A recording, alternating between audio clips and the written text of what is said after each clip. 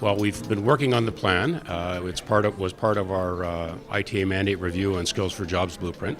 So we've developed the plan. We have 16 actions that are in the plan. We worked in consultation with the Premier's LNG working group and other stakeholders in the province. So there are 16 actions in the plan. 8 of them are already approved and underway. 6 of the 8 are underway, and the other 8 are proposed. So we will continue to work with the LNG industry stakeholders on the 8 proposed ones and see which makes sense and which priority it makes to get those going as well. Construction craft worker, for example, which we announced in the past month, has been a huge win for the province. BC and New Brunswick were the only 2 provinces in Canada that did not recognize construction craft worker as a Red Seal trade. Now BC is on board with that. It's a 2-year apprenticeship program. Construction craft workers are the most populous job on a job site, on a construction site. So having them certified and Red Seal certified also gives them labor mobility down the road.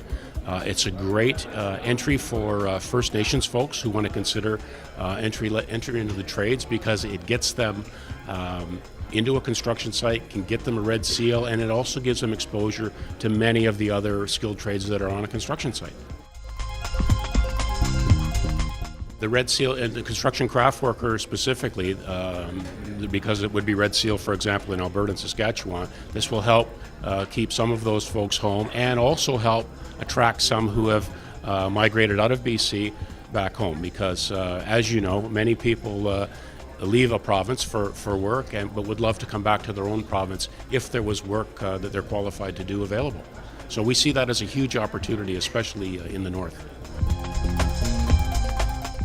We're also setting up a foundation program specifically for Aboriginal people for the construction craft worker program. So we will be training around the province and trying to train as local as we can in the north, in the Aboriginal communities, or as close to the Aboriginal communities, so they don't have to travel far to receive the training.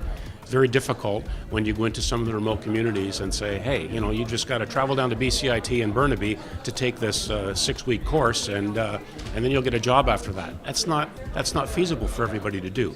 So we're trying to take the training closer to them, and we're looking at innovative ways to do that.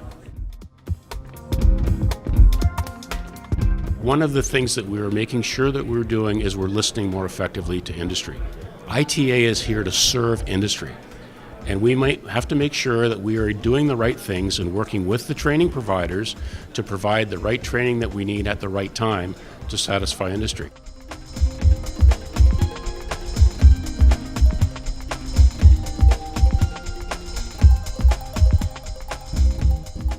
It just opens up a whole broad, instead of just working out of British Columbia, it opens up all the provinces. And a lot of times that we didn't have the work, we ended up where we had to stay in one province. Well, with the Red Seal, it will open it up.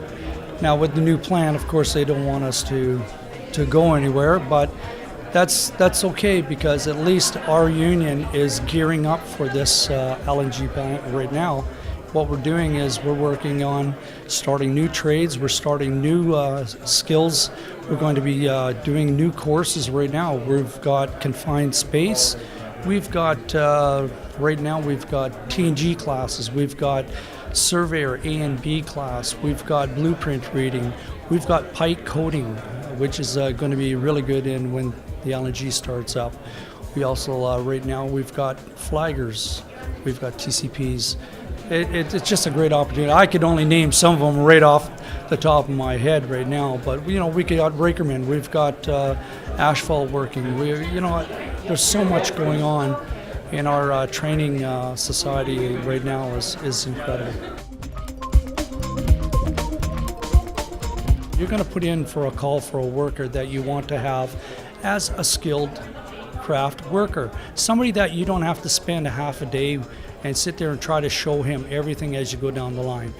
Something very easy to explain to you would be If we have to drill some holes in concrete and we have to put some dowels in it, a skilled worker would have his Hilti ticket.